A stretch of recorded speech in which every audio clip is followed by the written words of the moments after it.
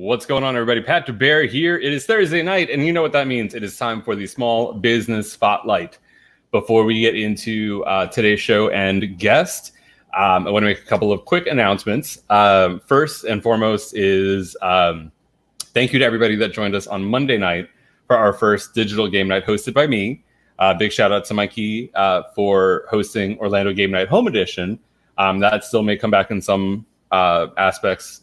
I just know that with City Walk opening and him doing him going back to work at Bubba's, I figured I would step into the role of being a game night host. So we had so much fun Monday night, and I'm only working to make it even better come this coming Monday. So thank you to everybody that joined us on Monday night. We actually are picking up another night of game night. Digital game night is tackling Wednesday nights also. So if you can't make it on Monday nights, then join us on Wednesday nights, 9 to 11 Eastern. That's 8 to 10 Central, 6 to 8 on the West Coast. Juggling all the time zones here. But that is going to be Wednesday nights. So digital game night, Monday nights and Wednesday nights. Wednesday night, Chrissy Guy will be joining me as the host as well. And we got lots of fun games to play. So that's awesome. The second thing, you'll see it streaming here at the bottom. On the 23rd, that edition of Small Business Spotlight will not be streaming to my personal Facebook page anymore.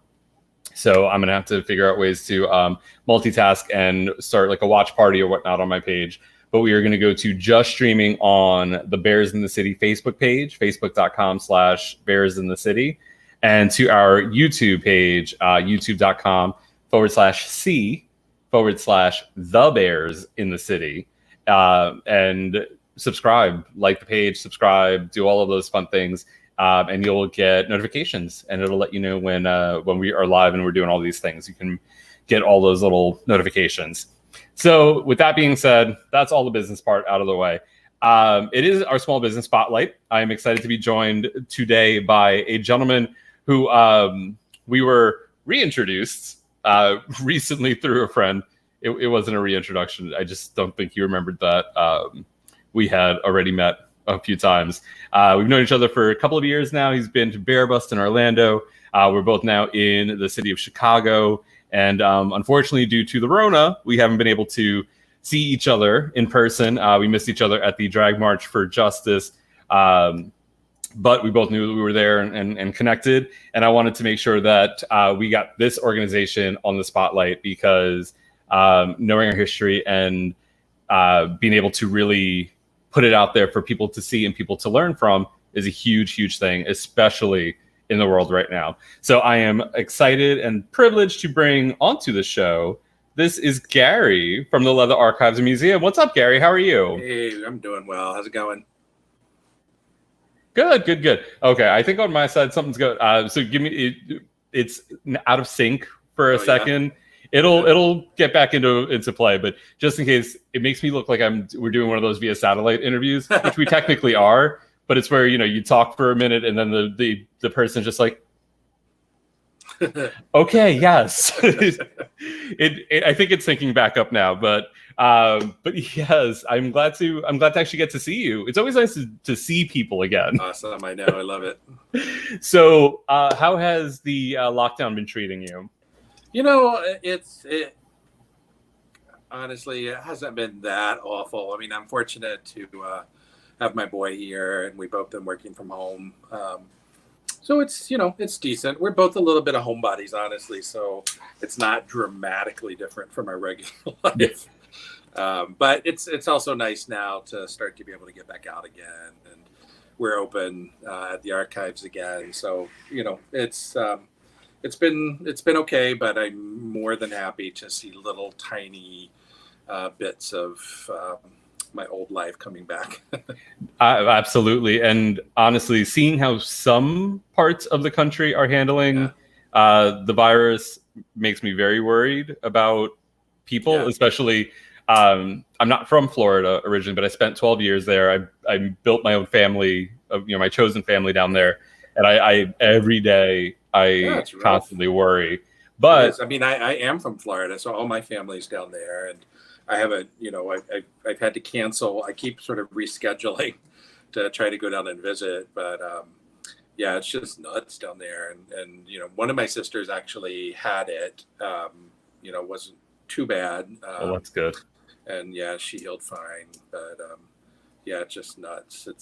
I don't know what Florida and California. We were actually going to go to California this weekend, but now there's a sort of, it's not a travel ban, but Illinois, like if you go to one of those states, you have to quarantine when you come back. So we're like, no, we're not going to go. Yeah, exactly. You get back and it's like, go sit in your room for 14 days. Lockdown.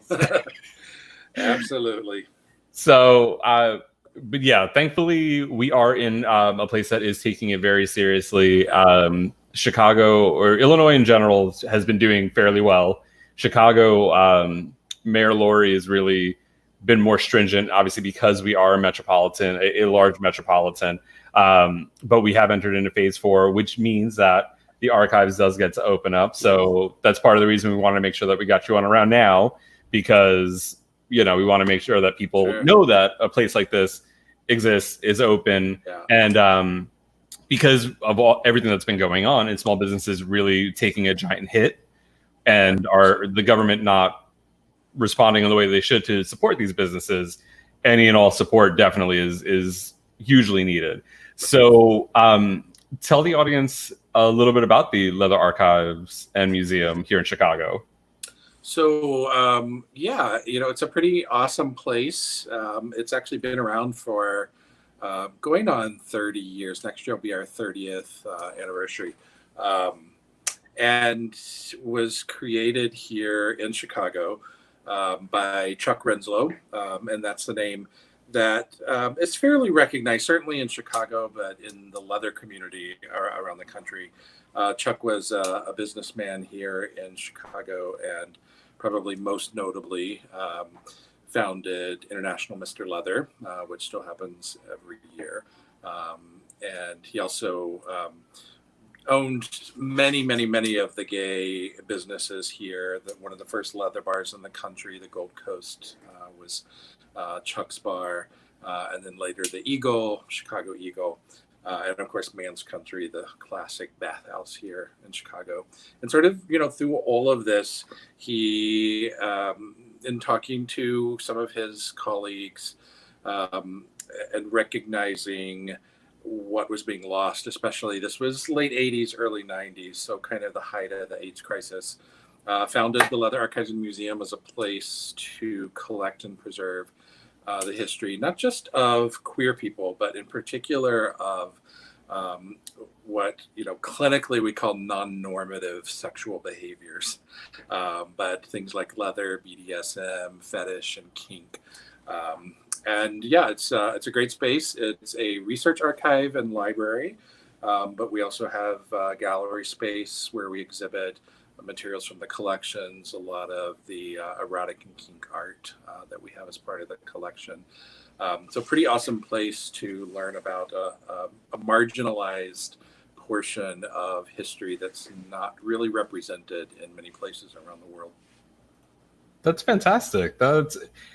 It's great to see things like that, and that there are spaces like that for people to be able to learn these different parts of it, to realize that for as non-normative as they are, that it's so much of a part of just our lives in general. It is, and it's especially at the time. I mean, if you think, not many of us were necessarily actively out looking for research collections at the time, but in the late 80s, even just doing research around kind of LGBTQ issues was hard to do. You saw some of the large research libraries starting to collect materials in that time, but it was still a kind of a hush-hush, and AIDS certainly had kind of squashed that. But then even as places were collecting, queer history, they really stayed far away from the sort of filthy, dirty, perverted side of things, which is where we come in. And, still to this day, there aren't a lot of places, while there's many places that collect things around gender and sexuality, when it comes to, kink, when it comes to the leather community, when it comes to bears, as an example, that tends to, kind of fall by the wayside. So, we're there to collect and preserve those materials, those histories. And, these are paper materials, organization records, and individuals' personal papers, might be photographs, correspondence, whatever they've had over the years. A lot of it is, if you think just about how we live our lives, a lot of it is from, bars, and just think about, apart from, fun, bars are a huge part of our cultural history, and who we are and how we identify, how we meet others. So we have a lot of organizational collections from bars, many of which, of course, are no longer here. And then, just all of the incredible erotic art that exists. Tom Finland is probably the most noted. We have a few Tom Finland pieces, but of course, Tom has his own foundation. So most of his works are there. But there are, of course, many other artists at the time doing similar leather and kink artwork.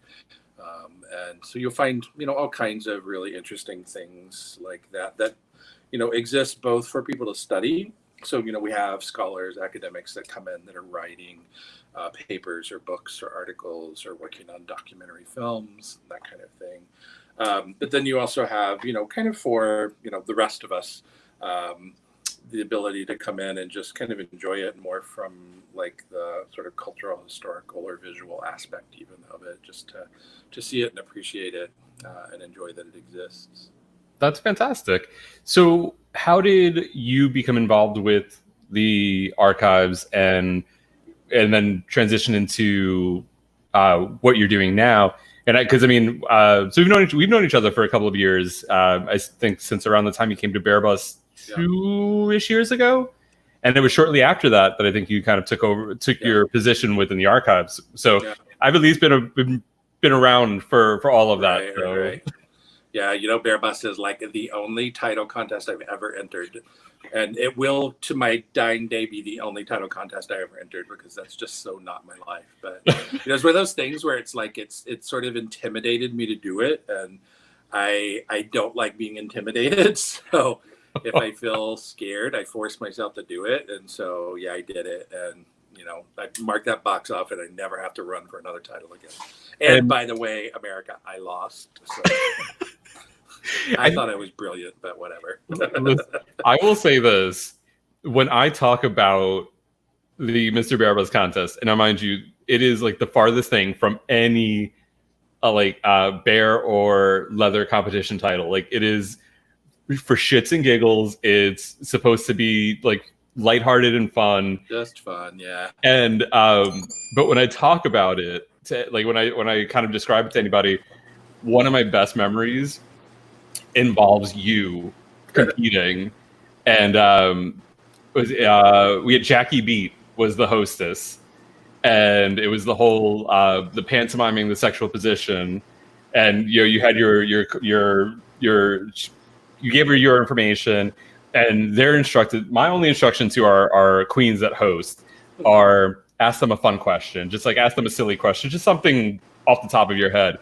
And she asked you who your favorite musician or artist was, and you said ABBA, and then you had on your position was Total Top.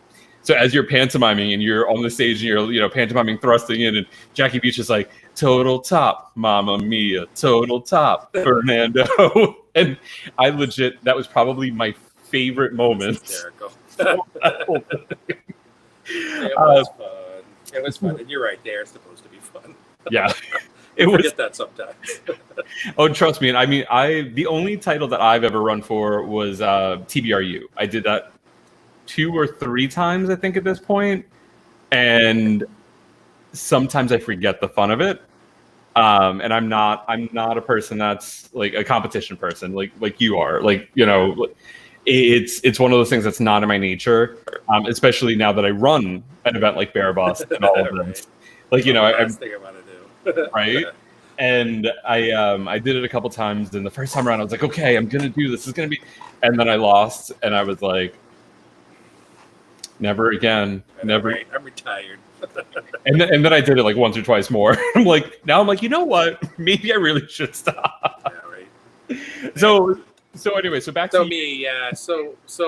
I'm a librarian by profession, and have been a librarian, been working professionally as a librarian since the mid '90s, mostly in public and academic libraries.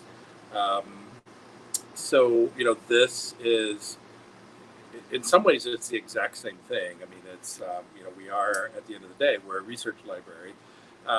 It's just a very different and much more fun kind of environment. And when this job opened up in 2017, was I think when it first posted.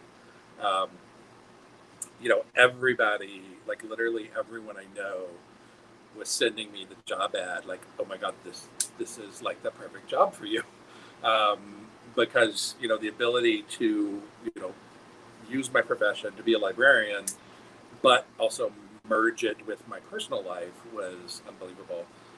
And truly for me, it truly is a one of a kind position because there is no job like this anywhere else in the world. So yeah, so I started in January 2018, and it was kind of a transitional time for the organization. If you sort of think about what this place was like, and I've used the archives and visited the archives over the years, probably since about the mid '90s, when it was still fairly small and had was starting to look for space to grow. But the year before I started in 2017, the director had retired, and he had been here for about 12 years as director, so fairly long term. There's only been two before me, only two other directors. So Rick had been here for quite a while. But also Chuck, who I mentioned earlier, who founded the archives. So Chuck passed away in 2017 as well. So, and he not just was the founder, he was kind of the energy behind the board, the sort of person running the show in many ways. So kind of a huge transition and time of change. But also, kind of looking for being more engaged with the research community and not leaving behind its ties with leather, keen, bears, BDSM. Still very much being community organization in that sense, but really trying to draw more attention to get more people to actually use the collections. So that's kind of been the focus of my job since coming here was really two things. One is visibility, getting people in to visit the space, to use the collections, and second, just being very deliberate about being more inclusive in our collections, which much of our history. I mean, if you just sort of read through the history or look at where we've been and what we've accomplished, there certainly are a lot of gay white men involved in this organization, and that's not a bad thing. Some very generous people who worked incredibly hard to get this place going. But kind of along the way is that sort of became our thing. It was a bunch of gay white men, and especially for the research collections, to truly represent the history of our community. We needed to be more deliberate at going out and making sure that women, but all genders and non-binary people, that trans folk are represented here, that people of color are represented in the collections. So that's kind of been on the backside of things, just really working to make sure that visibility is present, and even in the museum, so that people come in and see all of our history and not just a sort of a narrow sliver of who we are. So yeah, that's it's an awesome place for me to work. It's I mean, this is work for me. Walking around in leather and going to leather events back in the day when we had leather events. Before we could go outside. Right? So it's it's been pretty awesome, and bears are a big part of that. The bear movement, really began out of one of the leather clubs in Los Angeles in its kind of first nascent days before it sort of took off and became its own thing. So there's lots of history connected to bears, and kind of where so the many bear organizations that exist now or that have existed in the past that we very fortunately have their history there at LA&M. That's fantastic. Yeah, I mean, it's great to see the work that you're doing, and especially in today's world, and the fact that so many of our queers of color, non-binary people of color, just people in color in general, are kind of pushed aside in a lot of spaces. The fact that that's becoming a real focus for the archives, that, like you said, like trans folk, that showing that inclusivity is extremely important, especially in and today. and it takes that. I think in some ways, I mean, I think the Black Lives Matter movement sort of represents what I think all organizations need to learn, is that in our past, I think the organization very much has always been, we welcome everyone, we are inclusive of everyone, we don't discriminate against anyone, and we want those collections. But that's a very passive. That's all well and good, yay, but that passivity does not build inclusion. Inclusion has to be active. You have to say the words. You have to go out and do it. So that's where the sort of micro version of Black Lives Matter that happens at the Leather Archives Museum is being more intentional and saying, hey, we don't have Black history in our collections, and we need to go out and find those people, those organizations, and work with them to have that represented here. You have to talk about it. You have to build relationships. You have to demonstrate, good faith that you're going to take, care of materials, and people need to walk in and see themselves reflected in the artwork. And it's, it is hard. I mean, it's not easy. I mean, if you look at artists that I was talking about earlier, people like Thomas Fenlon, and then Etienne is art makes up the bulk of our collections. 90% of it is white men.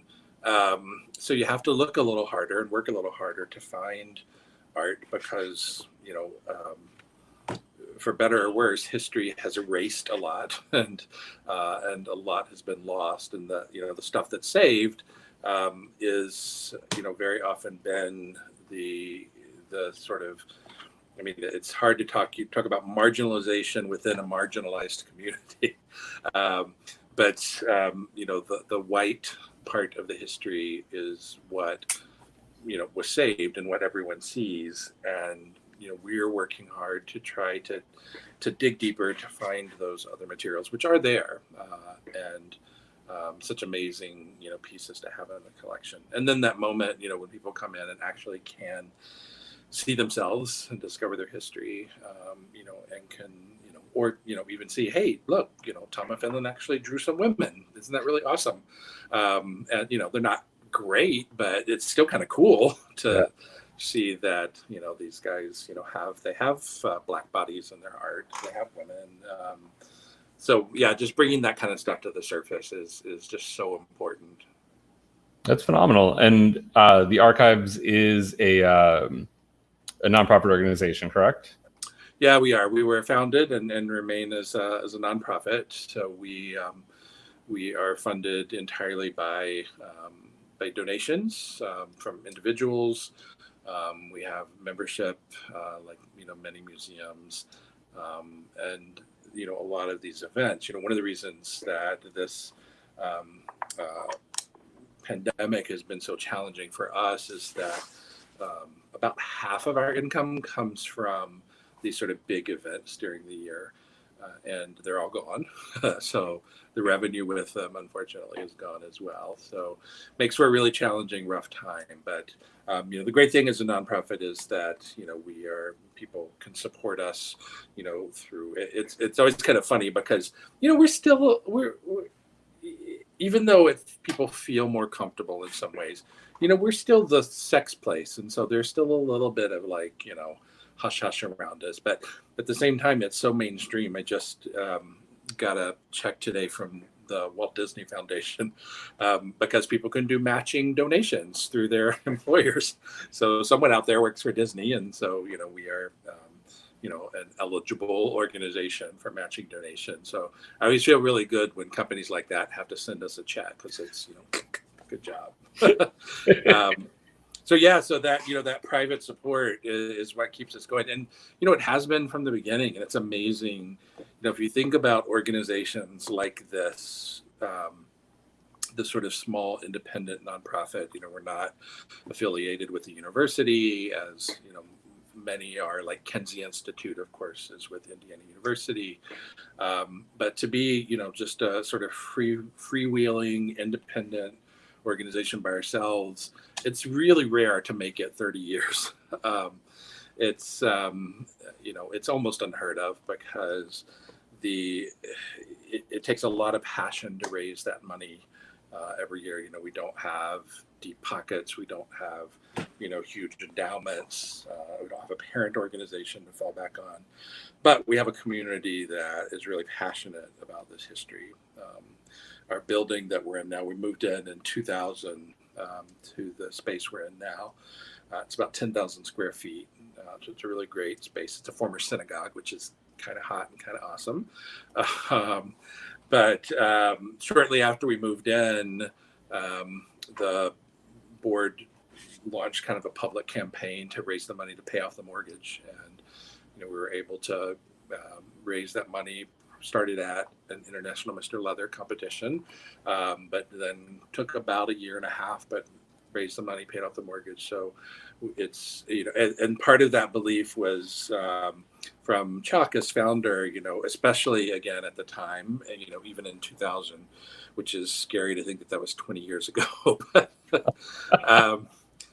But his thing was, you have to, as an organization like us, dealing with anything queer, sex, you need to own your own building because then you're not at the mercy of anyone who can toss you out or decide you don't belong there. So if the building gets sold or anything like that, then exactly, and you're screwed. So that's been wonderful. And so now we're this cute little synagogue tucked into a neighborhood here in Rogers Park on the north side of Chicago. And it's pretty awesome. Our neighbors love us. They think we're pretty cool. So it's kind of that sort of hip up and coming area up here.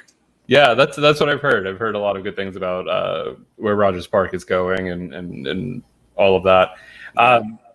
If people that are watching either now or in the future, hi in the future, and if you want, you can actually go to leatherarchives.org, and there is a support tab, a support page, and I'm assuming that there are ways to be able to just say, hey, I want to donate some money, but there are also things like they have the pins. There's pins that there are duplicates of that you can basically go and buy, and you're supporting the archives. Yep. You get a little piece of history for yourself to own.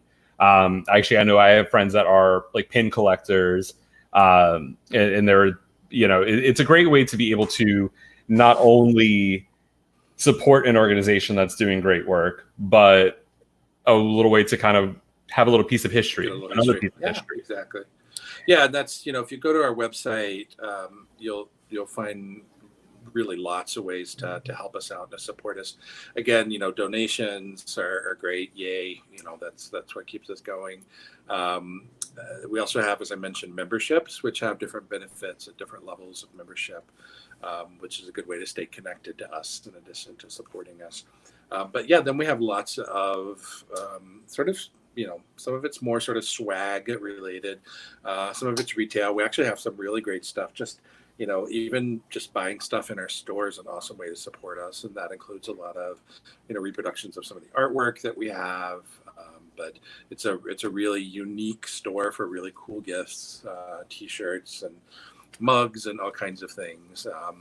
And just during this, we've tried to be really creative now during the pandemic, and especially during the part where we were stuck at home and trying to be creative. So we made cum rags out of everyone who sent me their butt pics, and I still have a couple of those available on our site. We've got the pins, of course, that we had accumulated probably about 1,000 of these over the years that are duplicates from different organizations, clubs, events, and have those kind of grouped into geography or sort of related items that you can buy for a donation to L&M. And best part is all of this is, tax deductible, which is great. And trying to think who that is. You can tell it's like I have like COVID brain because words just escape me sometimes. But that's me all the time. I wish I could blame it on COVID right now. Those tax people, the IRS, have like changed, tax laws to make lower gifts tax deductible, which is awesome. So, it's really cool to be able to, get some cool stuff and to help support us, but also save a few dollars off of your taxes. Absolutely. I mean, come on, who doesn't want to go to their accountant with a right? Hey, a receipt from the what I account? got, right? You can deduct this cum rag right off your taxes. I want it listed like that on the item deductions. Cum rag. Every now and I should say for everyone, so nobody panics, because I still do. I get these. I mean, not everybody can live quite the life that I do. That is very out. But I have to say, we do frequently get people that buy things or donate things, and there'll always be like a little note in there that is like sort of discreet packaging. So we're not going to like blast anything to your home, I promise. It's all very, everyone will say, "Ooh, look at the archives. You're going to the research place." They don't need to know our business. In big like permanent marker, cum rag. Right. Here you go. And it's like it's in an oversized envelope. It's packaged big, this big. Just so you can fit all the letters on the outside, right? Use this to wipe up your cum. So I actually, and the funny part is, I was gonna try to segue into you talking about the cum rags, because I thought that was such a cool way to raise money. Come up. Of course they do. Of course. Why wouldn't they? They were awesome. It's like one of those things that we're all like stuck at home, and it was cool and fun, and people loved them, and people were excited just to see their butts on, a little piece of art. So it was kind of nice. and I love that. Like, how many people actually sent pictures? Oh my gosh, I have to do the math again. So there are 80 butts on a rag. What's 80? 320. Wow. Because there's 4 different rags. Damn. So, yeah, it was a lot. It was a lot of butts. It took me a lot of collecting to get that. Yes, I'm sure, because I remember seeing you say or post on Facebook. It was like, who would send me their butt pictures for a project? Right. But actually, it's so funny because this is, there are, as everyone, I have such a love-hate relationship with social media, but there are times when it's awesome. And so I was just getting butt pics because, I'm a pervert. So, but I kept thinking, it would be really cool to get, without getting too sort of philosophical, I think butts are beautiful, and I think everyone's butt is beautiful, and I love how unique everyone's butt is, and how much looking at someone's ass sort of tells you about them. So I started collecting them with the idea that I would do something, but I literally had no idea what I was going to do. And so then I have zero like artistic talent, so I'm using like one of those silly apps that just makes like a photo grid, and so I was making like photo grids of the butts and things, and so I was showing them. And then a woman that lives here in Chicago, actually, Jenny Urban, who has Dapper and Urban, like a leather bow tie business, which is awesome. She like saw it on social media, and she was like, "Those are really cool." She said, we should really like do something, with that. We could find out something. I'd be happy to donate. And I'm like, well, I said, what about cum rags? And she's like, oh my God, we could totally do that. So it just, kind of synergy happened. And she like, she did everything. She like bought the rags and did the printing and everything. And we did some prototype designs and, yeah, it just came out awesome and people just loved it. And, we raised so far about $2,000 off of cum rags. So that's good. That's phenomenal. And more importantly, they went to good homes where hopefully they've been put to good use. So, and hopefully not with random sexual encounters during a pandemic. Right. Just saying. That's why I said that's when you need it, is when you're not have a hookup, when you don't have someone else there and you just have to clean up the mess yourself. So exactly. And then you look at the butts on the cum rag. Right. You don't feel so alone. You do what you gotta do and you wipe it. It's a win-win for everyone. Exactly. So speaking of social media, I'm going to pop this up there. Oh, no, wrong one. Sorry. There we go. You would think I'm a professional. So the archives do have a social media presence. I saw if you go to the website, if you go to leatherarchives.org, you can scroll down towards the end of the first section, and you have all the little checklists, little tabs right there. But pretty much at Leather Archives is going to be your go-to for social media platforms to follow along. Yeah, just about everywhere. And it's really cool, especially for people who don't live here in Chicago. You may not get to visit, the museum, but our social media primarily we use to push out images of materials from the collections. So it's a really good way to sort of see some of the kind of awesome historical stuff. That's also, we talk about awesome history, and I know some people are like, oh, you're boring. But when I talk about awesome history, it's usually, someone getting, bare ass whipped in a bar in New York, or, someone cuffed and getting pissed on in a bathroom in Houston. So it's a little more interesting history. And we're on pretty much every platform. And as you can imagine, our content is adjusted based on the platform. So if you start with Twitter, that's when you can see the really awesome, cool stuff uncensored. So we can share everything we have on Twitter. Instagram tends to be cleaner, but image based. And then Facebook tends to be more of kind of the events and the happenings and the more sort of interactive aspects. We also have a YouTube channel, which is an awesome space because we do programs and lecture series that we record and then have them on our YouTube channel. Also a lot of oral history interviews with a lot of people from the community over the years. So got a lot of really good content there.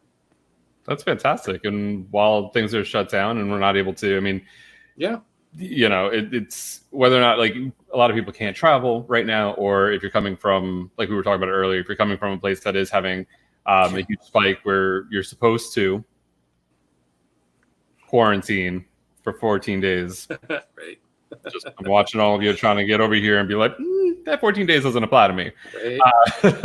But that is a great way to kind of bring a little piece of going out and experience it in your home right now. That's awesome. Yeah, it's fun. That's how we started. I started right after, not long after the lockdown came out. So this would have been in March, so like late March.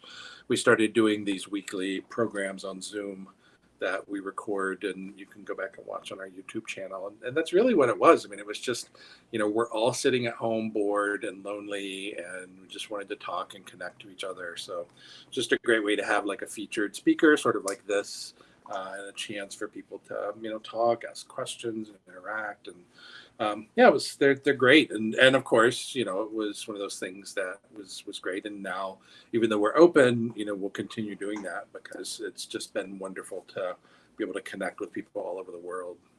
No, for sure. And I mean, and the toughest part about this is that even though like we were talking about, Chicago and the state of Illinois is doing a great job being data driven, scientific data driven in their response. Not everybody is, and we're still unfortunately in a pandemic. It could be next week something could happen where there's a mutation in the strain, and everything kind of goes back to all shut down. Right. Yeah, to square one again. So it's nice to be able to see these things still going on. It's nice that you guys are still, doing these You things. can still you still have some fun, and you can still be hot. And one of the programs we do that's really cool, if any of you are artists, and when I say artists, that could be any level, even if you're just trying to figure out another sort of great way to use your time right now. But we started doing every Friday night a drawing class that's, again, done all virtually through Zoom. And it's a figure drawing class, and we put our own spin on it, of course. So we have, our models are mostly nude, but usually in some kind of gear like this. So, they'll have, some props, so either whips or floggers or, leather, jocks, just sort of different array of things. But we just have the model who's here in the archives with us, and me with my iPad, and we have people all over the world join in those sessions just to practice drawing. And it's this is one of those things that's a little bit better in some ways, being virtual, because again, if you're brand new, you don't have to worry about somebody looking over your shoulder and judging you for your poor drawing skills. You can just practice at home. So that's been really great. We have usually 25 to 30 people every Friday night join in for that. So yeah, it's, this has been an awful time, don't get me wrong, but at the same time, there've been some really cool stuff. It forces us to be creative and to find ways to connect. So I'm really happy that good stuff has come out of it. So let me ask you, what time is the drawing class on Fridays? That is from 7 to 9 p.m. That's Central Time. All right, I'm typing these into a little banner or into a comment that I'm going to put in there, because I didn't realize that you guys did this, and that's really fun. So awesome. And where do you guys stream to, or is it just, or how do you? It's a Zoom. You can we create a Facebook event page for it. And we post the Zoom link there, and then we'll cross-post it out to all of our social media pages. And then we also post it on our website too, so you can kind of see it in all of those spots. But yeah, it's been really fun. And we've tried to focus on also having different body types, again, talking about inclusion, here, that a lot of places that do these, there's nothing wrong with this, but a lot of places that do this, again, just have really hot white muscle guys. And that's all well and good, but it can also be a little boring from a kind of drawing perspective. So we've tried to have different body types. So, everyone from, the very heavy and the very hairy, like me, to, the more sort of, thin, smooth femme guys, but men, women, trans. So, just a lot of variety, so that they all look different, so that people can have practice skill drawing, different body types, different shapes, different colors. That's phenomenal. That is it's been fun. It's really fun. Yeah, so that's what when people ask, like, what do you do? It's like, well, what is your job? For 2 hours every Friday night, I sit here in front of my iPad watching someone naked on a stage, just staring at their bare ass. And it's a rough life. I know, because I feel so bad for you. Right? Oh, okay. See, look at that. Aaron, who's watching on Facebook right now, hey, Aaron. Says that the drawing class sounds awesome. See, it is. It's a lot of fun. I definitely, my friend Matthew in San Diego has done classes like that before the lockdown. So that's why. And then a friend of mine, Jared, in Orlando, hosted one, and he was trying to kind of get that started because he had gone to San Diego and went to kind of like a drink and draw class. Nice, and so it's great to see stuff like this being able to take it into a virtual forum, which and it allows people from all over to be able to do things like this. And we're going to keep it as virtual. We're actually going to start, now that we're open again, we're actually going to start having the in-person again, but also still have me sitting there with my iPad broadcasting it so that people can join from anywhere. So it'll be a nice mixture, which will be fun, because I have to say the models always complain because it's literally them standing on a stage with just me in the room and like stony silence, and them just kind of sitting there naked in different poses. And there's like, they're like, at least when you're like in a class, you can sort of hear the paper rustling and the drawing and, people clearing their throat or something. This is just like stony silence. Oh goodness, I love it. So oh yeah, and hey, listen, Aaron, I'm glad that you are an artist, but even if you were drawing stick figures, it sounds like a fun time, honestly. It is. So. Yeah, it's good practice, and it's good during this time. I mean, so many of the artists who have joined in have talked about, needing, you get this sort of block of frustration, depression, loneliness, and you just kind of stop working, and your creativity just kind of hits a wall. And so many have sort of talked about how happy they are because this has kind of kickstarted their creativity and has kept them drawing when their classes disappeared or when their school disappeared. They couldn't do this. So yeah, it's nice just to keep people motivated and creating. That's phenomenal. I love it. So I don't want to keep you too much longer. I know that you've got tons of stuff. There's so much going on right now in this pandemic world. Right. But I appreciate you taking time out of your night to chat with me. If you are in the Chicago area, if you're in the Rogers Park area, the archives are open. See if I remember this. No more than 25 people in the building at any given time, because we're obviously in a pandemic and trying to operate properly. Because unlike some places out there that don't like to, not calling out any names, just saying. Right. So 25 people, groups no more than 10, correct? Yeah. Okay. Everybody needs to maintain social distancing of at least 6 feet. Masks on at all times. So don't be one of those people that's like, oh, once I get inside, I don't need to wear. No, wear a fucking mask. The good thing is with our community, masks, these little masks we're wearing now are nothing compared to what we're usually wearing at events. So right. I was like, nobody that is part of any part of the LGBTQIA community that puts on pup hoods or puts on any type of like things. None of them should be sitting there going, I can't wear a mask. So yes, and then hours of operation are what for the? Yeah, we're there Thursday through Sunday, 11 to 7 on Thursday and Friday, and 11 to 5 on Saturday and Sunday. But you can also see that on our website, of course. Perfect, which is still up on the screen right there. Yay. Go check out leatherarchives.org, at Leather Archives on social media platforms. Check out Friday nights for the virtual draw. And so thank you, Gary, so much for taking time out of your evening. And hopefully we'll get to chat more soon. And hopefully in the not too distant future, actually be in the same place. Yay. That'd be awesome. Thanks so much. Thank you. All right, good to see you. Bye. Thank you all for coming in and joining us. And that does it for this episode of the Small Business Spotlight. We'll be back next week. And don't forget, on the 23rd, we are just streaming to the Bears in the City Facebook page and YouTube. Right now, I'm actually also streaming to my Twitch channel, brand new Twitch channel. I figured I might as well get some more content up there.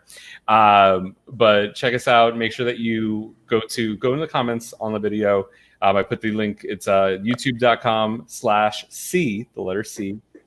That way. Yeah, there we go. /The Bears in the City.